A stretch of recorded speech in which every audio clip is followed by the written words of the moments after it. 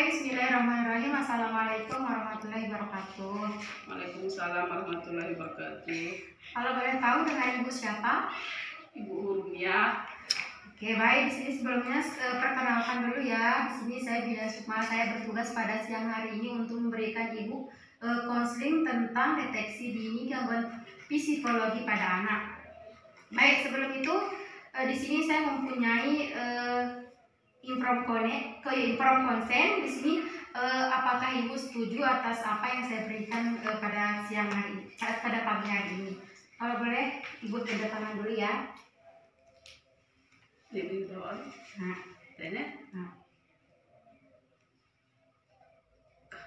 baik, terima kasih. Oke, langsung saja. Di sini ada beberapa pertanyaan yang akan saya ajukan kepada Ibu, yang Ibu nanti akan menjawabnya. Jadi di sini langsung saja Ibu ya. Di sini pertanyaan yang pertama ada, apakah anak Anda atau anak Ibu seringkali terlihat marah tanpa sebab yang jelas, seperti banyak menangis, mudah tersinggung, atau bereaksi berlebihan tanpa hal-hal yang sudah biasa dihadapinya? Tidak. Baik. Baik, di sini pertanyaan yang kedua, apakah anak Ibu tampak menghindari dari teman-teman atau anggota keluarganya, seperti ingin merasa sendirian, menyendiri, atau merasa sedih sepanjang waktu, kehilangan minat terhadap hal-hal yang bisa sangat dinikmati? Tidak. Pertanyaan selanjutnya atau pertanyaan ketiga, apakah anak Ibu terlihat berperilaku merusak dan menentang terhadap lingkungan di sekitarnya, seperti di sini ada melanggar peraturan yang ada, mencuri, seringkali melakukan perbuatan yang berbahaya bagi dirinya, ataukah menyiksa binatang dan anak-anak lainnya, dan tampak tidak peduli dengan nasihat-nasihat yang sudah diberikan kepadanya? Tidak. Pertanyaan keempat ada, apakah Ibu memperlihatkan adanya perasaan ketakutan atau cemas berlebihan yang tidak dapat dijelaskan asalnya dan tidak sebanding dengan anak lainnya? Tidak. Pertanyaan selanjutnya, apakah anak Ibu mengalami keterbatasan oleh karena adanya kontraksi yang buruk atau mudah terlihat perhatiannya sehingga mengalami penurunan dalam aktivitas sehari-hari atau berprestasi belajarnya? Tidak. Pertanyaan selanjutnya, apakah anak Anda memerlukan atau memperhatikan perilaku kebingungan sehingga mengalami kesulitan dalam berkomunikasi atau membuat keputusan?